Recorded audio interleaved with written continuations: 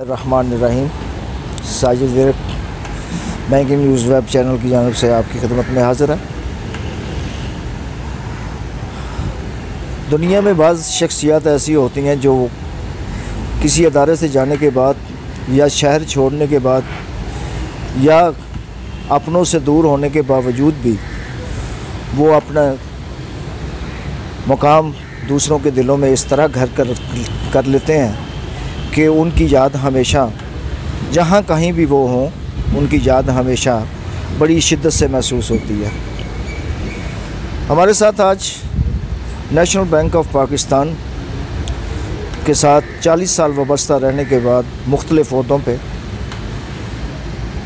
एक ऐसी शख्सियत हमारे दरमियान मौजूद है जिन्होंने 40 साल यानी ज़िंदगी का एक तवील हिस्सा नेशनल बैंक ऑफ पाकिस्तान को दिया।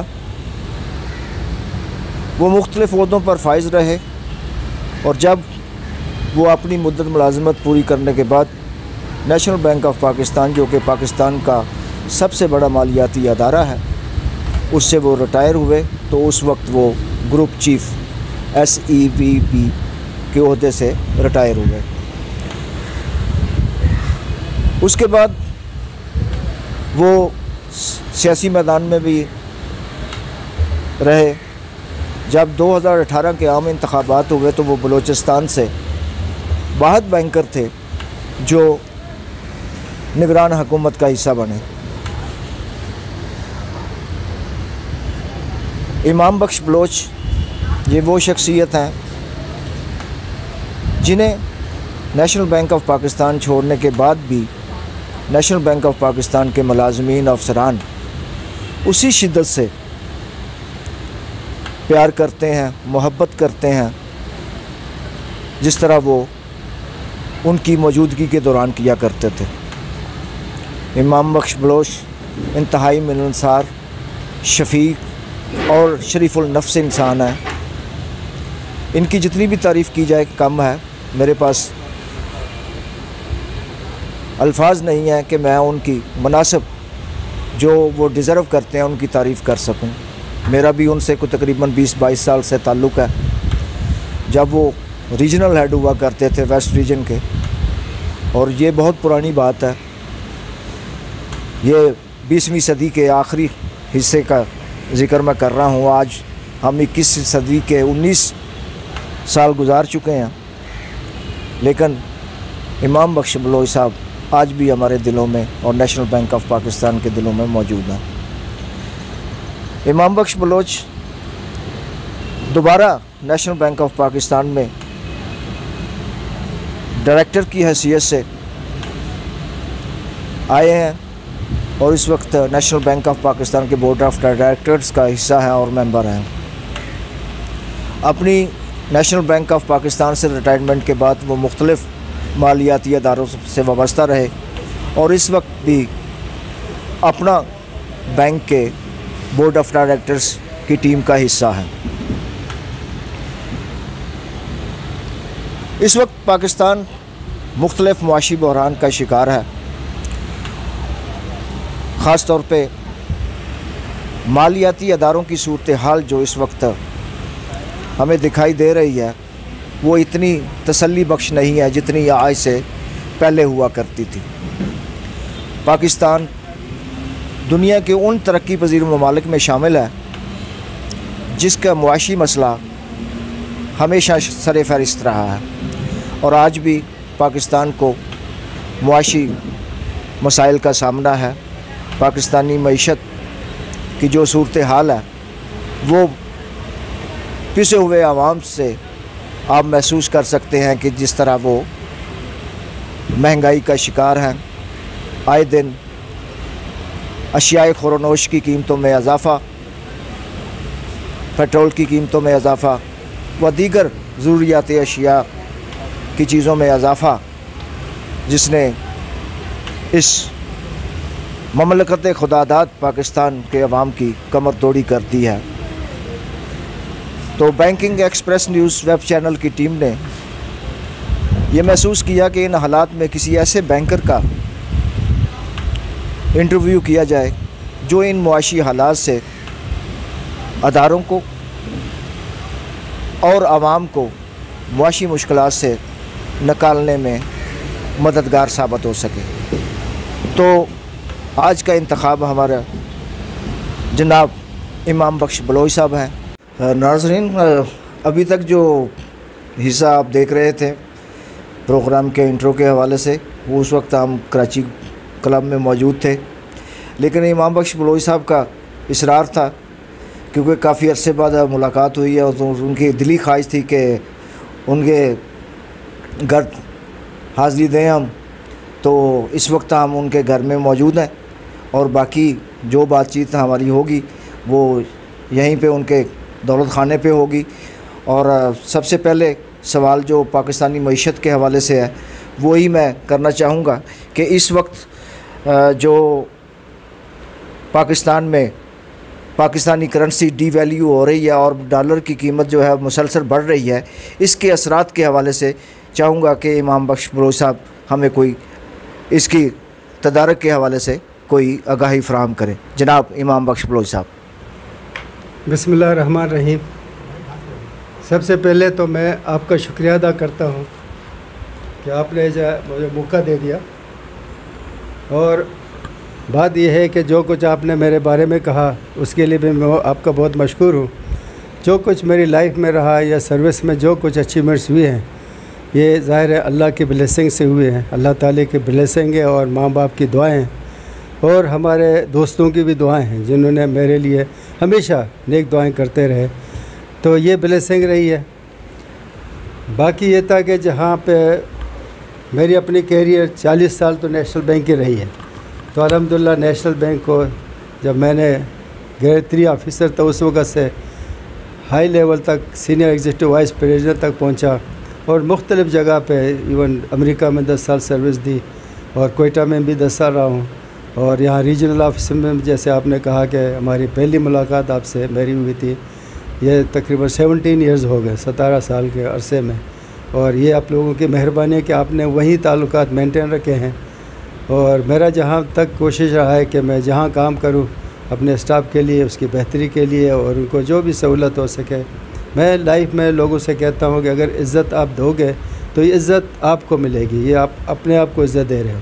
बाकी इस अदारे ने भी मुझे बहुत अल्लाह की ब्लेसिंग से और इस अदारे की तवस्सुत से जो मुझे इज़्ज़त मिली है उसको मैं कभी नहीं भूल सकता कि ये अदारा जो है जिसने ज़ाहिर है हमारे रोज़ी का ज़रिया रहा है, बच्चों का, हमारा अपना और सबका, और उसके अलावा जो है ना इस अदारे ने बड़ी इज़्ज़त भी दी है। नेशनल बैंक ख़ुसूसन दूसरे बैंकों से बिल्कुल अलग एक बैंक है जिसमें आपको बहुत इज़्ज़त मिलती है, क्योंकि आपके जो सोसाइटी में हर तरह के लोगों से ज़कात लेने वालों से लेकर के हाई ऑफिशल्स तक नेशनल बैंक के थ्रू हमारे ताल्लुकात रहे हैं और होते रहे, और अल्हम्दुलिल्लाह और अच्छी इज़्ज़त के साथ वक्त गुज़रा है।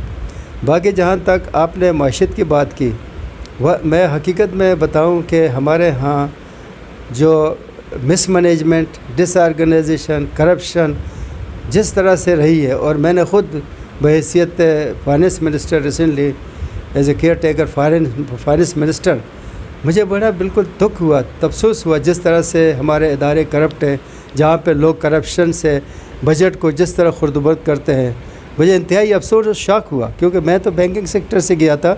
हमारे यहाँ अल्हम्दुलिल्लाह बैंकिंग सेक्टर उस लिहाज से गवर्नमेंट के अदारों से बेहतर है। यहाँ पे इस किस्म की जो करप्शन है, इस किस्म की करप्शन बहुत कम हमने देखी है, और मुझे तो शौक हुआ वहाँ जा कर के देखा, क्योंकि मुझे जो कंसर्न ऑफिशियल्स थे मुझे कहा कि सर आप तो ऐसे अदारे से आए हैं जहाँ पे नीट एंड क्लीन हिस्ट्री में अल्हम्दुलिल्लाह अल्लाह के फजल से नीट एंड क्लीन हिस्ट्री के साथ मैं रहा हूँ, और हमने जो है ना जहाँ पे काम किया है, मेहनत की है, फेयर काम किया है, और हमने कहा इस अदारे के लिए जितना बेहतर कर सकें वो कंट्रीब्यूट करें। तो वो बड़ा हैरान हुआ, ताज्जुब हुआ उसको कि जी आप तो इस तरह के काम। मैंने कहा जी मैं जिस अदारे से आया हूँ, जहाँ मैंने जिस तरह से काम किया, मेरा लाइफ स्टाइल है 40 साल जो मैंने जिस तरह का लाइफ स्टाइल अडाप्ट किया है, तो मेरा यही रहेगा। अगर साफ़ सुथरा काम होगा मेरे पास ले आएँ, मैं उसको कंसीडर करता हूँ, अप्रूव कर लेता हूँ। लेकिन इस किस्म के जहाँ पे आप लोग कहते हो कि जी बिल बनाओ, फिज़िकली कोई काम ना हो, और उसमें अपीयरेंस न सिर्फ पेपर कागज़ पे काम होता रहे। मैंने कहा इस किस्म के काम का मैं आदी नहीं हूँ। तो बहरहाल हमारे 2.5 महीने जो गुज़रे वो अल्हम्दुलिल्लाह इज़्ज़त से गुज़रे और हमने वो काम किया, मतलब गाइडेंस दी, एडवाइज़री उस लिहाज से। जैसे हमारे इन्वेस्टमेंट वहाँ पे बोर्ड ऑफ इन्वेस्टमेंट का इशू था जो कि रजिस्टर ही नहीं हुआ था, वहाँ पे फंक्शनल था, उसको 2 हफ्ते के अंदर अंदर, जबकि 2010 में बनी हुई थी, मैंने 2 हफ्ते के अंदर अंदर हमने CCP से रजिस्टर करवाया, जो हमारे बलूचिस्तान रेवेन्यू अथॉरिटी जो कलेक्शन का था। और मैंने देखा बलूचिस्तान में या हमारे गवर्नमेंट के इदारों में एक्सपेंडिचर बेस हो रहे, जहाँ गवर्नमेंट को आमदनी आनी है उस पर किसी का तवज्जो ही नहीं है, या वहाँ पे जा कर के वो आपस में डील करके और वो उसमें जो है ना, अगर गवर्नमेंट को 1 करोड़ मिल रहा है वो 10 लाख में उसको डील करके ख़त्म कर देते हैं। तो ये सारी जो है जड़ें जिस तरह से हमारे जो खोखला हो गई हैं, जो हमारे इस वक्त जब हम इकनॉमिक सिचुएशन जो हार्डशिप फेस कर रहे हैं, इन्हीं करप्शंस की वजह से कर रहे हैं। वरना अल्हम्दुलिल्लाह अल्लाह ने इस मुल्क को बहुत कुछ नवाजा है। अगर हम सही तौर पे उन्हें अपने रिसोर्सेज को यूटिलाइज़ कर लें और अपने मुल्क को बनाएं, तो इसमें हमारे पास, मैं कहता हूँ कभी अल्लाह ताला के जो ये सूरह रहमान का जो नुज़ूल है, जिसमें से आप अभी अय्या अला रब्बिकुमा तुकज़्ज़िबान, उसको आप देखते हो तो बलूचिस्तान, पाकिस्तान ख़ुसूसन और बलूचिस्तान के हिसाब से बाकी ये बिल्कुल अल्लाह ताला के ये आयत यहाँ पे फिट आ जाती है कि इसमें सारे रिसोर्सेज होने के बावजूद भी हम लोग गरीब हैं, हम दूसरों से मांगते फिरते हैं। अपने रिसोर्सेज को हम सही तौर पे यूटिलाइज़ करें, उनको इस्तेमाल करें, उन्हीं को आप अगर गवर्नमेंट ऑर्गेनाइज हो, वहाँ करप्शन फ्री माहौल हो, जहाँ पे सही मैनेजमेंट हो, मैनेजमेंट का इशू है, एग्जीक्यूशन का इशू है, तो ये गवर्नमेंट लेवल अगर सही हो जाए तो जितने फंडिंग है सारे हमारे जो कलेक्शन होती है, CBR की कलेक्शन है, एक्साइज एंड टैक्स, जितनी कलेक्शन है पूल होके गवर्नमेंट के बजट में चली जाती है। लेकिन उस बजट का जो इस्तेमाल होता है वो बड़ा अफसोसनाक है कि वो करप्शन की नज़र हो जाता है। अगर यही रिसोर्सेज, यही कलेक्शन प्रॉपरली सही तौर पे यूटिलाइज़ हो जाते तो हमारे अदारे भी डेवलप कर जाते, हमारे एजुकेशन सिस्टम बेहतर होता। जहाँ पे हमने एजुकेशन सिस्टम को सबसे वर्स्ट रखा है, जो क्वालिटी एजुकेशनिस्ट हमारे जितने भी निकल आते हैं वो डॉक्टर बन जाते हैं, इंजीनियर बन जाते हैं, या प्रोफेशनल MBA या उसमें चले जाते हैं। टीचिंग की तरफ किसी का तवज्जो नहीं है कि भाई ये आपकी नर्सरी है, आप इसको दुरुस्त करें, ताकि इस नर्सरी को अगर आप दुरुस्त करेंगे तो आगे आपके पौधे सही निकलेंगे। बलोच साहब, आप अभी गुज़श्ता दिनों फ़ाइनेंस मिनिस्टर बलूचिस्तान रहे हैं। बलूचिस्तान जो है उसके पसमानदा रहने की क्या वजह है? जबकि मेरे ख़्याल है कि मैं ख़ुद भी मतलब 2-3 दफ़ा विज़िट कर चुका हूँ। मैं बाई रोड ईरान, टर्की और यूरोप में गया हूँ बाई रोड, तो मैंने 2-3 दफ़ा यही रास्ता अपनाया है और मैंने देखा है कि बलूचिस्तान मादनियात से भरा पड़ा है, लेकिन उससे इस्तेफ़ादा नहीं किया गया। आज भी मतलब बलूचिस्तान इतनी मादनियात रखने के बावजूद, और जिन जिन ममालिक से मादनियात बरामद होती हैं वहाँ पे आपको पता है कि वो मुल्क इस वक्त दुनिया के तरक्की याफ्ता ममालिक में शुमार होते हैं, लेकिन बलूचिस्तान सूबा जो कि पूरे पाकिस्तान को मतलब अपना एक मुआशी तौर पे मुस्तहकम कर सकता है, वो मुसलसल पसमानदा है। उसकी बुनियादी वजह क्या कबायली निज़ाम तो नहीं है? वैसे अमूमन ख़ास और अक्सर कबायली निज़ाम को मोरद इल्ज़ाम ठहराया जाता है इस सिलसिले में, लेकिन अगर मैं बताऊं सही तौर पे, अगर गवर्नमेंट अपने लेवल पे, इवन फेडरल गवर्नमेंट प्रोविंस पे तवज्जो देता, रोड इंफ्रास्ट्रक्चर को डेवलप करता और जहाँ पे उनके सब्सिडाइज़ करता लोगों को, उनके एग्रीकल्चर को या मिनरल्स को सपोर्ट करता, तो अगर ये मिनरल्स आपके रोड लिंक, जैसे किसी भी इकनॉमी को आगे बढ़ाने के लिए रोड लिंक आपके ज़रूरी है, तो बलूचिस्तान में रोड लिंक का मसला है कि कभी उन्होंने उस तरफ तवज्जो नहीं दी कि जहाँ एक्सेस आपके मिनरल्स एरिया तक हो और ये फिशरीज़ एरिया तक। जैसे ये अभी हमारा कोस्टल हाईवे बना, इससे देखें गवादर का नाम रोशन हुआ, ग्वादर हाईलाइट हुआ और ये कोस्टल हाईवे आपकी बन गई। और इसमें यही अभी प्रॉब्लम्स कुछ ऐसे हुए, मिस हैंडल हुए बलूचिस्तान के इशूज़। 1952 से जब वहाँ का गैस निकला तो लोगों को डिप्राइव किया गया था, उनको गैस नहीं प्रोवाइड की गई। तो ये उस बेसिकली उन डिप्राइवेशंस या इस किस्म के इश्यूज़ जो जहाँ पे लोगों को फिर मौका मिला उसको एक्सप्लॉइट करने का, कि जी आपने हमारे रिसोर्सेज को हमें तो नहीं दिया, यहाँ से आप इतने दूर आगे इस्लामाबाद लाहौर तक ले गए, तो ये एक जेन्युइन राइट था।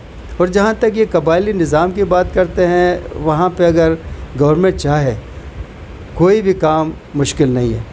अभी आप आरसीडी रोड मैं आपको बताऊं कि आरसीडी रोड जहाँ से गुज़रती है फ्राम कराची टू चमन, ये रोड जो बन गई, इसी रोड पे कई सरदार हैं, लेकिन आज तक इन्होंने नहीं कहा कि इस रोड को हम बनने नहीं देंगे। रोड बना और ट्रैफिक चल पड़ी है और लोग कन्वीनियंट हैं, आ जा सकते हैं वहाँ पे। अभी कोयटा से आपका फ्रूट कराची इजीली पहुँच सकता है, जिसमें जहाँ पे जो ग्रोअर्स हैं उनको इसका फ़ायदा हो रहा है।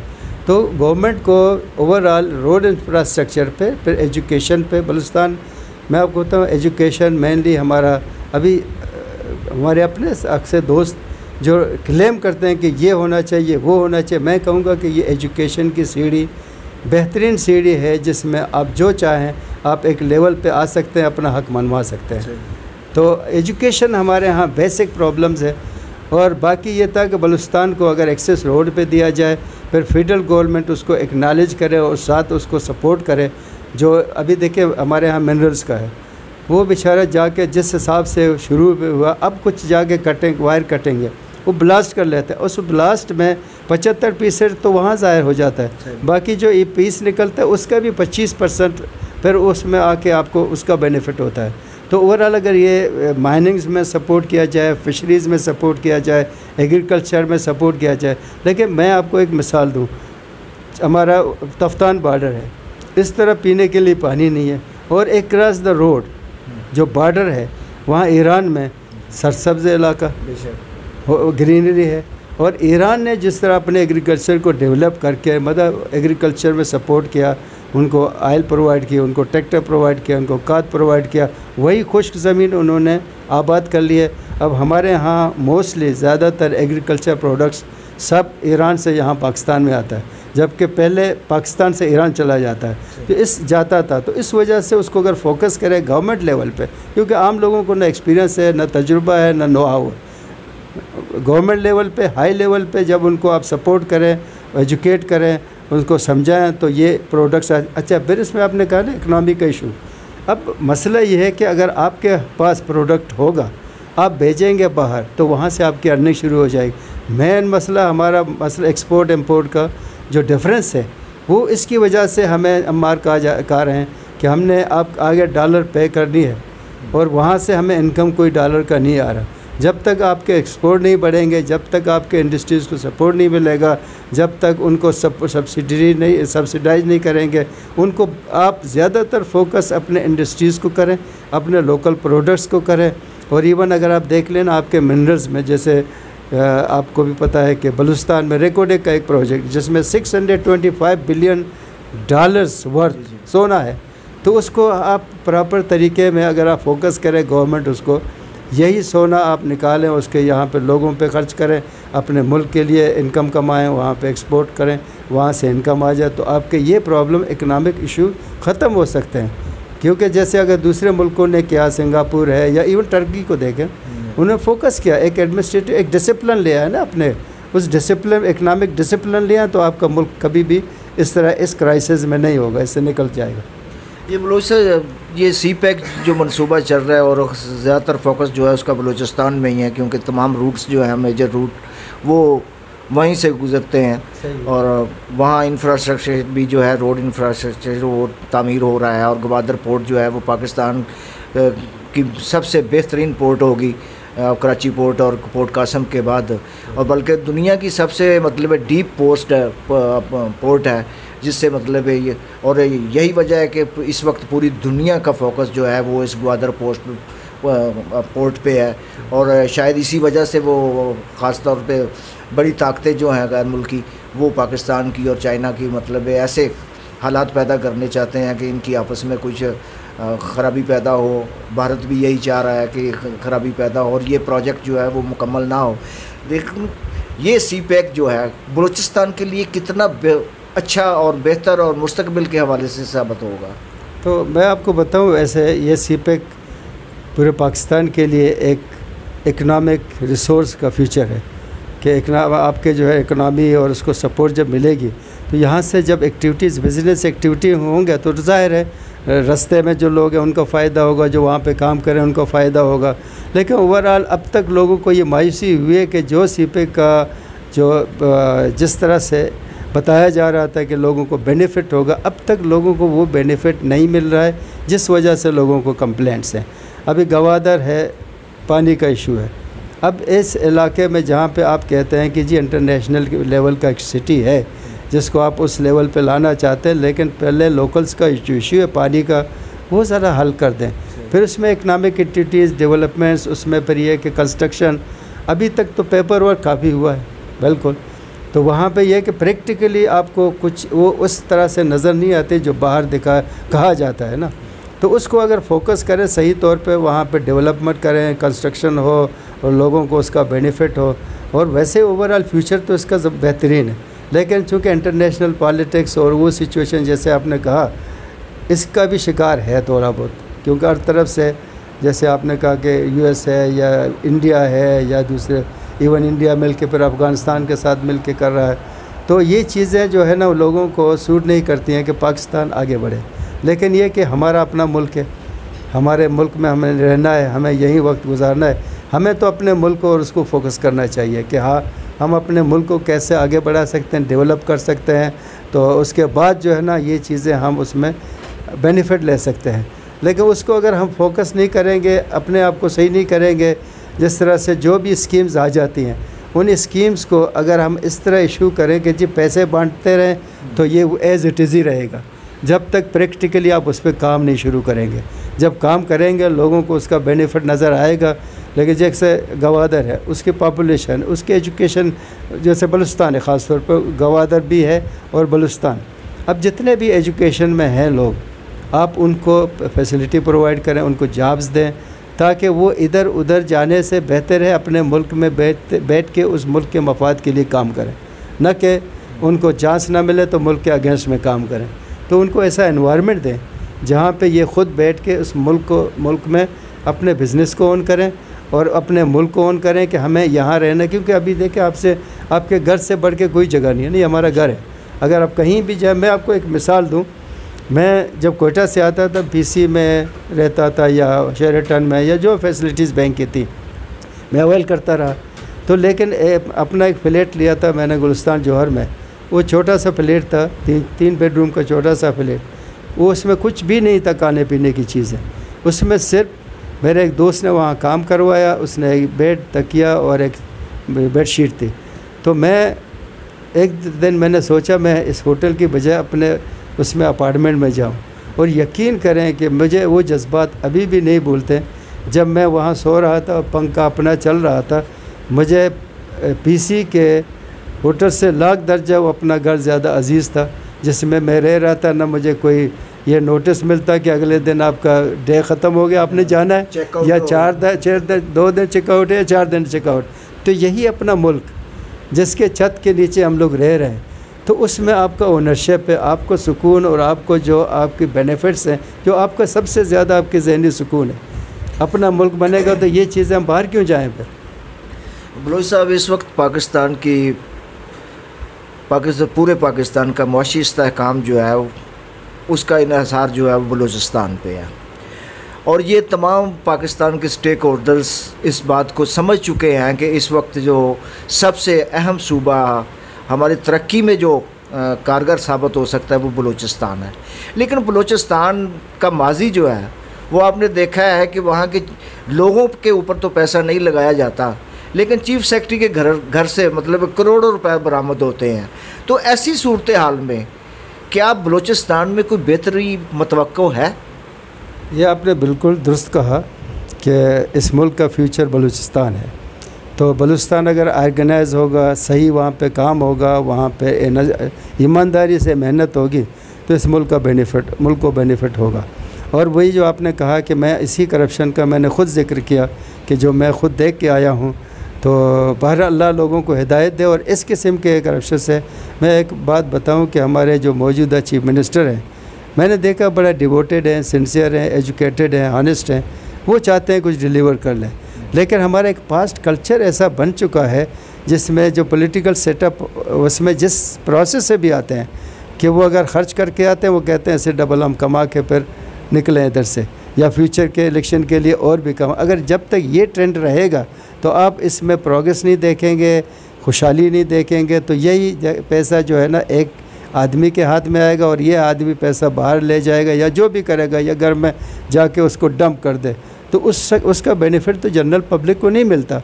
अगर आप एक स्कूल है उसकी कंस्ट्रक्शन हो रही है, उसमें सरिया भी चल रहा है, उसमें सीमेंट का काम भी हो रहा है, उसमें मज़दूर को पैसे मिल रहे हैं, तो ये बजरी है, ये सारे जो है मुख्तलिफ़ किस्म के जो आपके इंडस्ट्रीज़ हैं वो उसमें बूस्टअप होंगे, उनको इनकम होगी, साथ मज़दूर का होगा। अब जैसे हिस्टोरिकली मुझे याद, वो जो अमेरिका में उन्होंने रोड बना दिया, क्या किया, रोड उन्होंने मज़दूरों से काम लिया, काम लेने के बाद टैक्स मुकर्रर कर ली और इसी टैक्स को कुछ पैसा मिला के सर्कुलेशन में काम करते रहे और इसी तरह उन्होंने अपना रोड इंफ्रास्ट्रक्चर कंप्लीट कर लिया।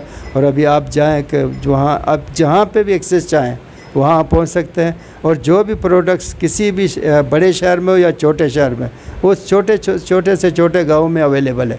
रोड है, पानी है, बिजली है, गैस है, ये चीज़ें हमारी बुनियादी ज़रूरतें हैं। इसके लिए गवर्नमेंट फोकस करके ये चीज़ें कम से कम प्रोवाइड कर लें।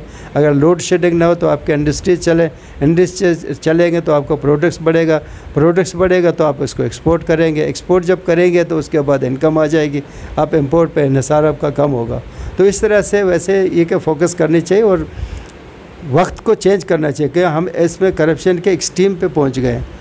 तो इस एक्सट्रीम पे पहुंचने के बाद हमें सबक सीखना चाहिए कि हमने कहाँ लूज़ किया, कहाँ नुकसान हुआ और किस तरह से हम बैकवर्डनेस हमारी अभी तक कायम है, इसको कैसे हल किया जाए।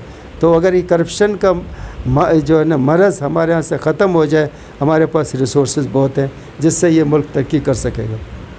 नाज़रीन, आप सोच रहे होंगे कि एक बाहर बैंकर से एकदम इंटरव्यू को जो है वो पॉलिटिकल कर दिया गया। दरअसल इसकी बुनियादी वजह यह है कि मैंने उनकी इस सलाहियत से फ़ायदा उठाने की कोशिश की है कि चूँकि वो गुज़श्ता दिनों उनका तजर्बा भी एज ए निगरान फाइनेंस मिनिस्टर बलूचिस्तान रहा है, तो मैंने ज़रूरी समझा कि क्योंकि इस वक्त पाकिस्तान का इन्हिसार जो है वो बलूचिस्तान सूबे से वाबस्ता है और वो बलूचिस्तान सूबा हमारा कुदरती मादनियात जो हैं उससे भरा पड़ा है और जिसको आज तक हमने अपने इस्तेमाल में लाने की कोशिश नहीं की।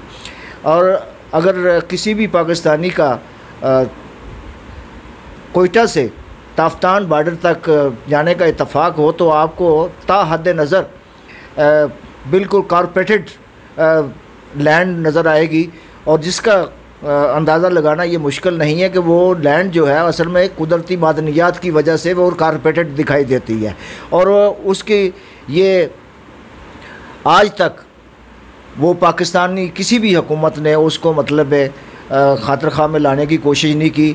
या तो वो सियासी मसलहत का शिकार रही हैं या फिर वो अपना बैरूनी दबाव की वजह से उसको मतलब आज तक उस मादनियात से इस्तेफादा नहीं कर सकी।